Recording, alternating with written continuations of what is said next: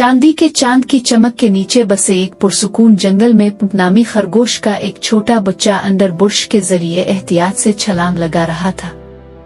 ये पिप का पहला मौका था जब रात को अकेले बाहर निकलना था, जो चमकते हुए घास का मैदान की कहानियों के जरिए खींचा गया था, एक ऐसी जगह जहां जादुई फायरफ्लाइज के साथ चमकने की अफवाह थी। जैसे ही पिप घास के मैदान के करीब पहुंचा, इसने कुछ अनोखी चीज देखी। हवा ठंडी हो गई और एक धुंधला चांदी का धुंध जमीन पर ढल गया। घास के मैदान के बीचों बीच एक पुराना बलूत का दरख्त खड़ा था। इसकी शाखें किसी कदीम ताज की तरह उलझ रही थी। इसके नीचे एक नरम चमकती हुई शख्सियत तीर रही थी, एक भूत। पपे जिम गया, इसका छोटा दिल धड़क रहा था। भूत ने मोड़कर एक मेहरबान शफाफ चेहरा जाहिर किया। हेलो वहाँ, इसने सरगोशी करने वाली हुआ की तरह नर्म आवाज में कहा। पपे कांप गया लेकिन लड़खड़ाने में कामयाब हो गया। आप कौन है? मैं एल्वेन हूँ, भूत ने हल्का सा झुकते हुए जवाब दिया, इस घास का निगहबान। और तुम कौन हो छूटी? मैं पिप हूँ, इसने कहा। इसका तजस्सुस आहिस्ता आहिस्ता इसके खौफ पर काबू पा रहा है। तुम किस चीज की हिफाजत कर रहे हो? एल्वेन ने चमकते घास के मैदान की तरफ इशारा किया। ये अमन की जगह है जहाँ मखलूक महफूज महसूस कर सकती है, लेकिन आज रात में तन्हा महसूस कर रहा हूँ। अब बहुत कम विजिट करेंगे। पिप के लंबे कान खड़े हो गए।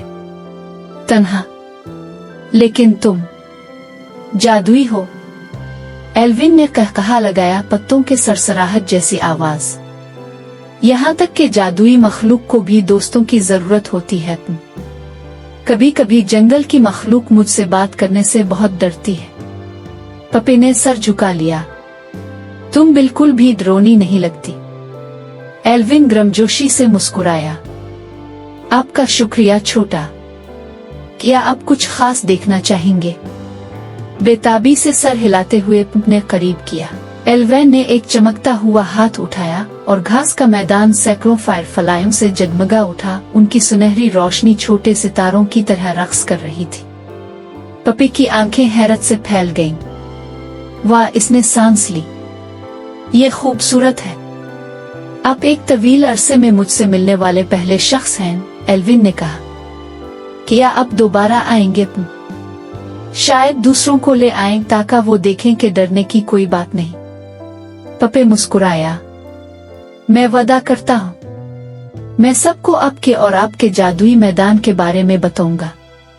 जैसे ही सुबह की पहली रोशनी उफक पर पड़ी, पिप ने एल्विन को अलविदा किया और वापस जंगल में घुस गया।